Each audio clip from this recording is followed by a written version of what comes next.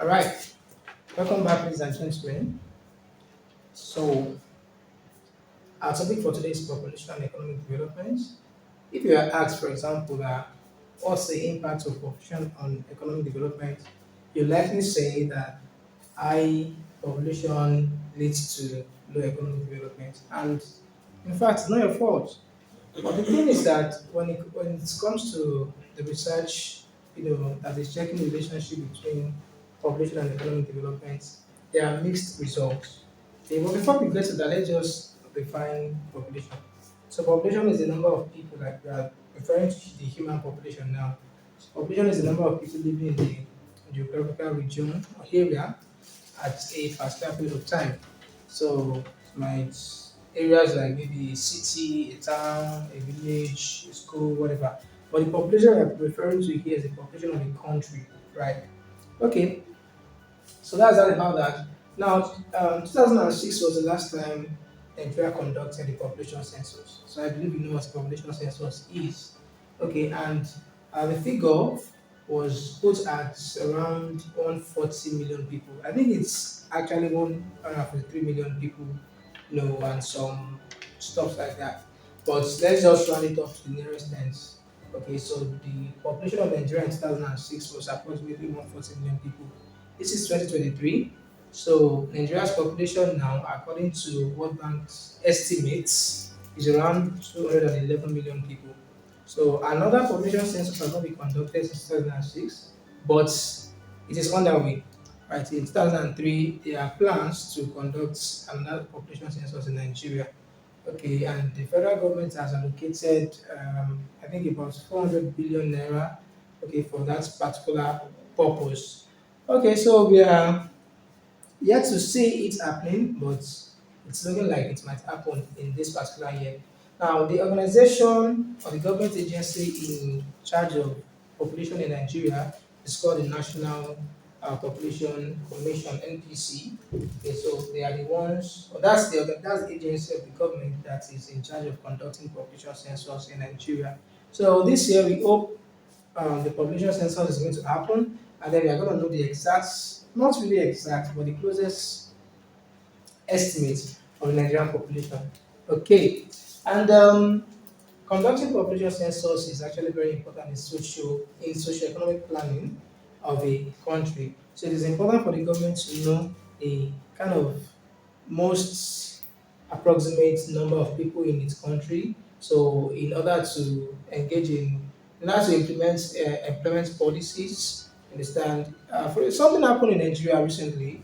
There is a cashless policy going on, and when the policy was to be implemented, the federal government, so let me say the central bank was saying that each person, okay, is entitled to a maximum daily withdrawal of 20,000 naira over the ATM machine. So by the time you get there, the ATM machine is not going to give you more than 20,000 naira as an individual on a daily basis. Okay, but when the implementation started, so it's it didn't go around. Like people are not even getting 20,000 naira. People are getting to the banks now, and what banks are giving them is around maybe 2,000 naira maximum per day or 5,000 naira maximum per day. So although there are serious concerns like politicians and bank executives, senior bank top bank executives, conniving to sabotage the policy because this is an election period and the federal government is trying to discourage vote buying. So it's trying to make money unavailable to parties, political parties that may be interested in vote buying. All right, but then there are other latent effects of the policy and so on and so forth. And there's one thing that I'm actually trying to like draw attention to.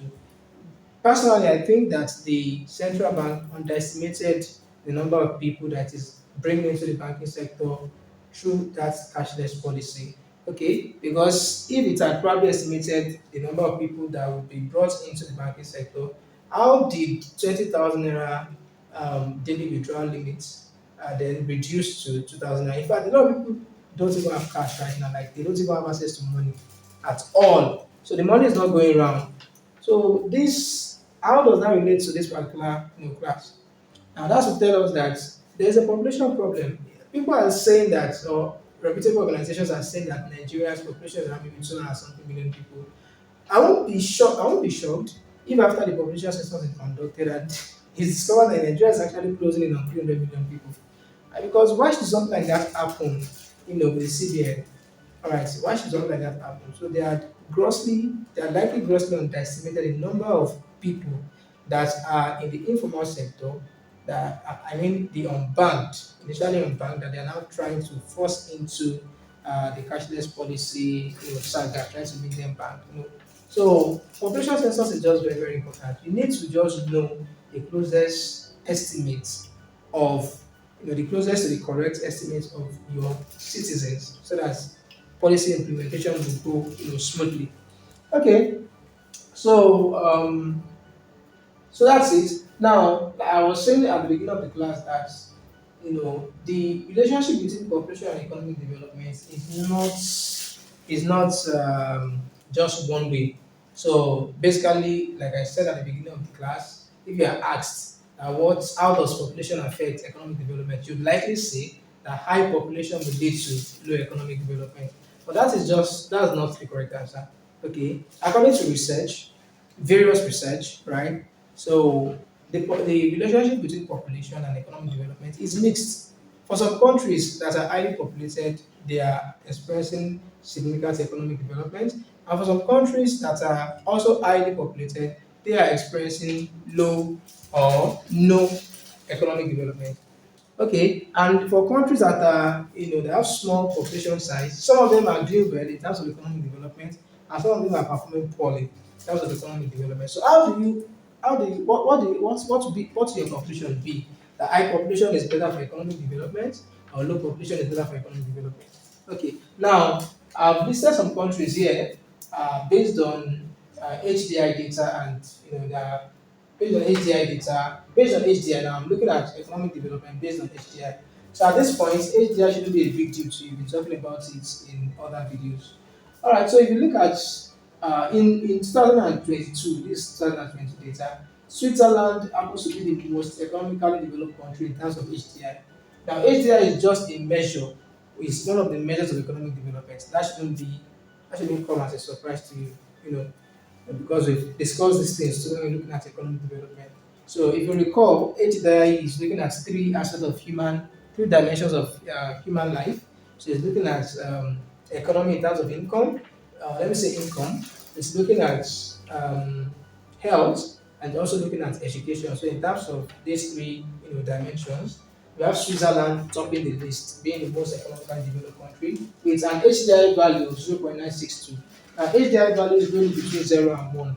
So the closer you have to 1, the closer the developed your economy is. Okay, now after Switzerland has a population of 8.7 million people. So HDI of 0.962. Norway comes next, 5.4 million people. So you have 0.961. You're pretty much close to Switzerland. Hong Kong has 7.1 million people. It has an HDI of 0.961. Iceland has a population of 5 million people. It has an HDI of 0.95. So all of these are developed countries, obviously, have HDI values that are very close to 1. So you might be tempted to say that, okay, small population um, leads to rapid economic development. All right, but then let's continue. By the time you look at Germany, Germany has a population of 83.2 million people. So that's a lot of people there. 83.2 million people, and it has an HDI of 0.942. So Germany is doing very, very well in terms of economic development. But look at its population. So what do you say now? Would you say Germany is an outlier? So let's see something again. USA has a population size of about 333 million people. Let's just say 330 million people with an HDI of 0.921. So this is also closer to 1, right? And this population is about 4 times the population of Germany. Now, if you look at China, China has a population of 1,400 million people. That's about 1.4 billion people. With an HDI value of 0.768. It's still an economically developed country, still doing well. You understand? Now, let's look at Bangladesh. So here we are.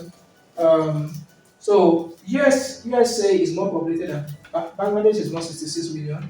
So US is more populated than uh, US is a more populous country compared to Bangladesh. China is a more populous country compared to Bangladesh, but they are doing better than Bangladesh in terms of economic development. So look at the HDI value 0.661, and from that look at Kiribati. Kiribati has just 121,000 people. It's not even up to half a million.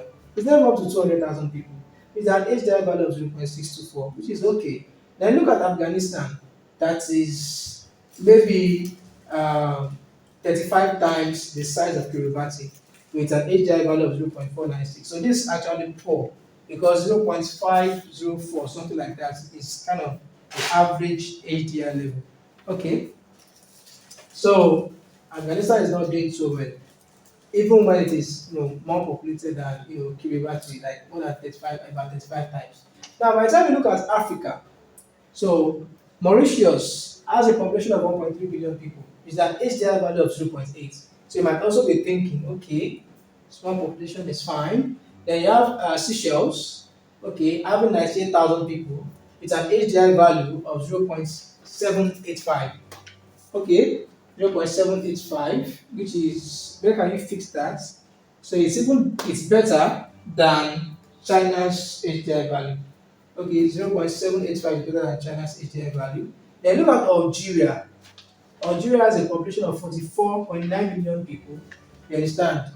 If you look at that, it's how many times more than Mauritius and Seychelles now?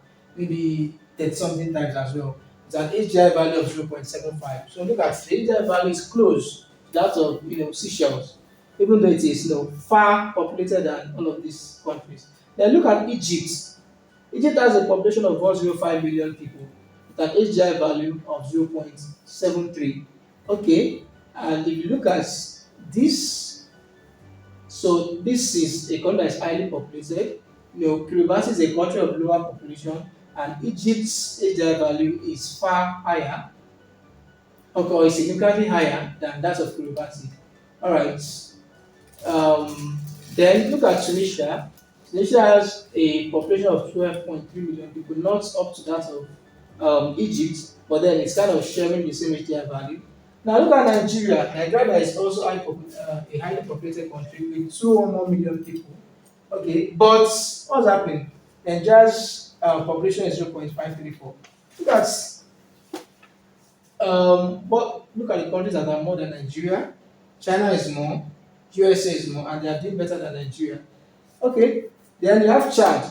Chad has, so when you say, okay, countries with low population now, they are the ones that are doing really well in terms of economic development. But look at Chad.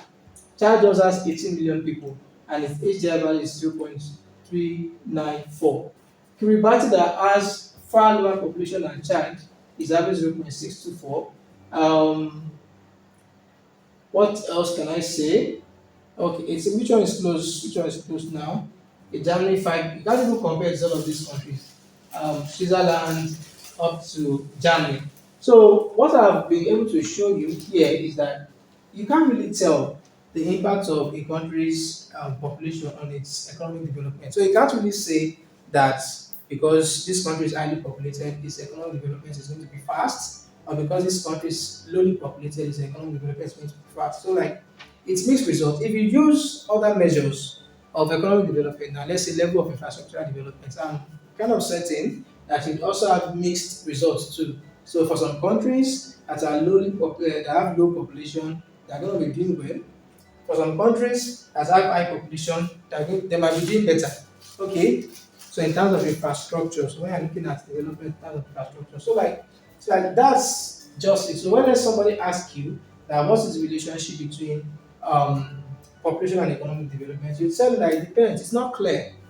Okay, but now it now depends on whatever how best a country makes use of its population in relation to its resources, economic resources. So it depends because if you have a low population now, for instance, then that means in terms of how are you better now? So in terms of pressure on the social economic resources of your country, okay, the pressure is going to be lesser. So your economic resources would likely last longer than for countries that have a very high population with probably same number of economic resources.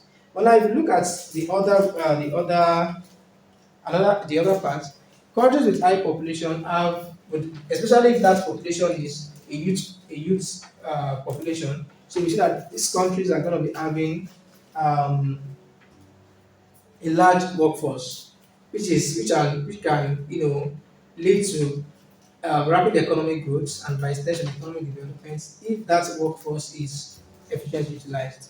Understand? If there are job opportunities for them, not that you have a lot of, not that you have labor force of maybe so percent. When you look at in terms of the total population, maybe like 70% of the population, and they don't have jobs. So the unemployment rate is maybe like 30 something percent. Like Nigeria is currently experiencing a 33% unemployment rate. Okay, so if you have high population and then most of these people are gainfully employed, they have decent jobs, and that's a plus for you. You understand? It's also having high population is also a source of large markets. You understand? Which is also going to help your GDP. Okay, that means companies want to sell their products to your country. You understand? So because they want to take advantage of that market size. And it could also be a source of cheap labor, okay, on a relative basis. I'm looking at country by country now. So on a relative basis, in comparison with other countries, other developed countries, and also be a source of cheap labor that then helps the country to kind of attract foreign investors that want to take advantage of the cheap labor, compared to what they'll be paying workers in their own countries of origin. Okay, so like it depends. Now, for a country like Nigeria, okay, how can a country like Nigeria, what measures can it take? Because Nigeria is highly populated, apparently. So, what measures can it take in terms of population, Mr. That would help its economic development? Number one, Nigeria should, engage in population control measures. We have a lot of people, right? So, and there are strengths of having a lot of people in your country, there are weaknesses of having a lot of people in your country. But then the thing is, the birth rate you kind of still reduce. Okay, the rate at which people are giving birth to children should kind of reduce, so that at least the population will be under control. So that's going to be increasing sporadically. So how can that, okay, under population control measures you have low birth rates, then there should be restrictions on the immigration of unskilled workers and dependents. Okay, you already have high population, so like you don't want people that will be constituting, only uh, that will be adding more pressure to your socio-economic, resources without adding value. So without people like babies, for example, like you don't want dependents, you don't want aged people moving into Nigeria and baby babies. So like you want skilled people to move into Nigeria, people that can. Our population is high, right? But people that can also, accelerate the economic growth of Nigeria, so that at the end of the day, though there's pressure on such economic resources, but the economy is still right, it's still growing, it's still being able to create, you know, it's still being able to lead to a better, standard of living for the entire population. So you don't want dependents, okay, and you don't want dependents, aged people, children, they are all dependents anyway. Okay, so number two, what can a country with a high population like Nigeria do? Okay, so accelerate its economic development. We have number two, efficient use of resources through technology. Okay, whatever it is that the country has, the country should make the best of it through technology, so that though population is growing, okay, economic growth is growing faster than the rate at which population is growing. Okay.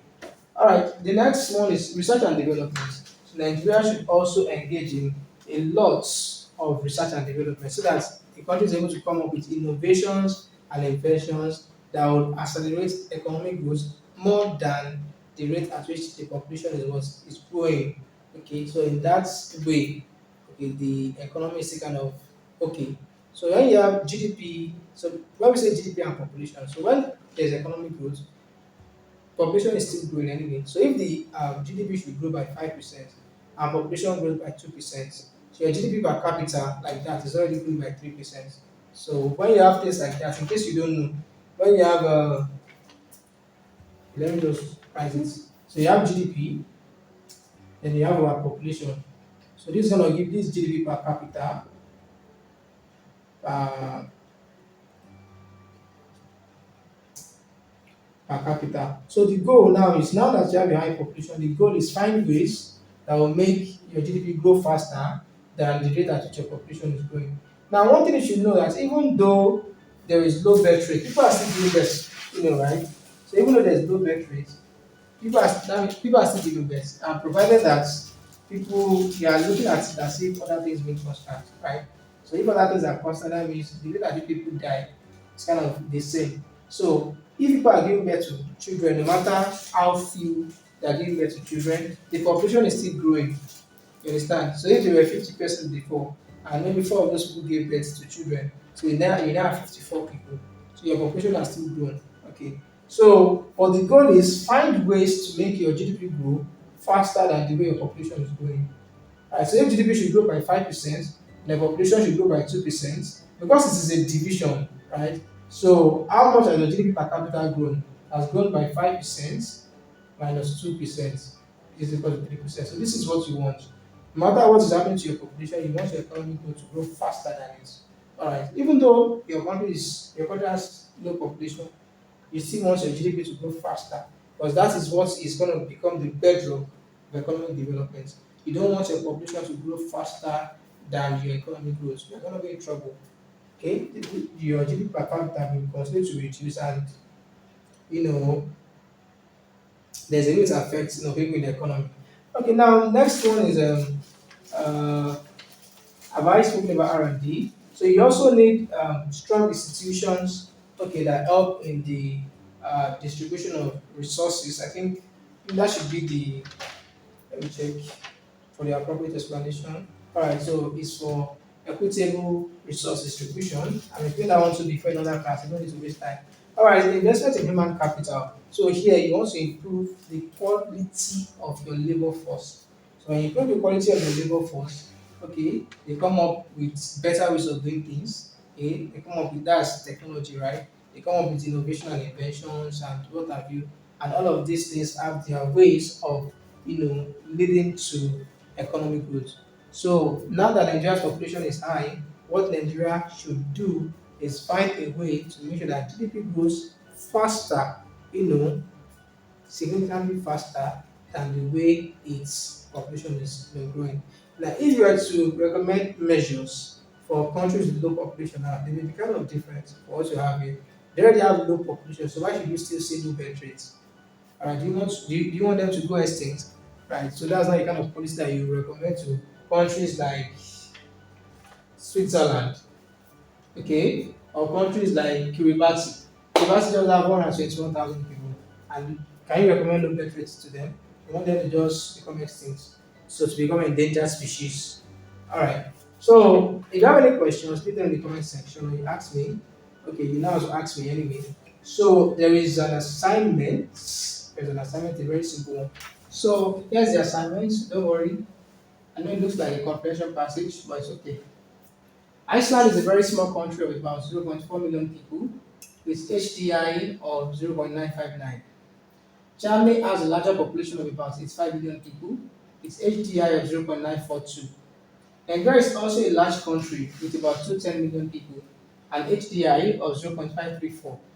Kiribati's population is less than 0.2 million people with HDI of 0.624.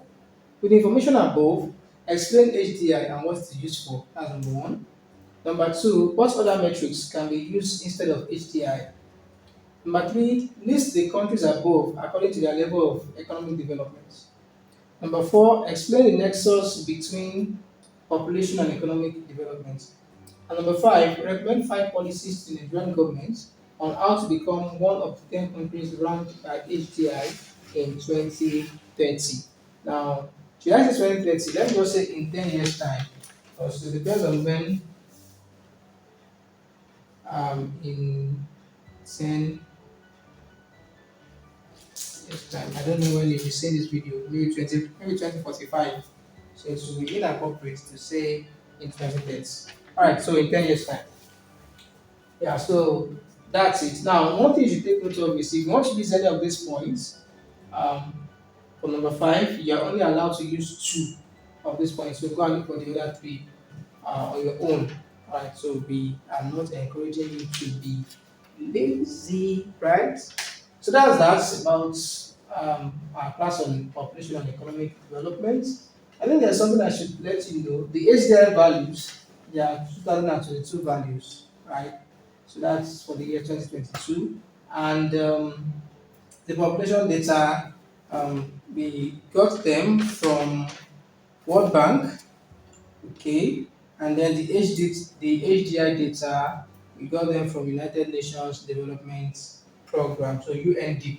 So our data source, UNDP for HDI, and World Bank for the population.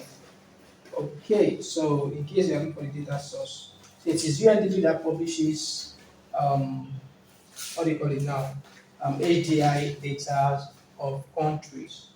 All right, so see you in the next video. Thank you for attending this class.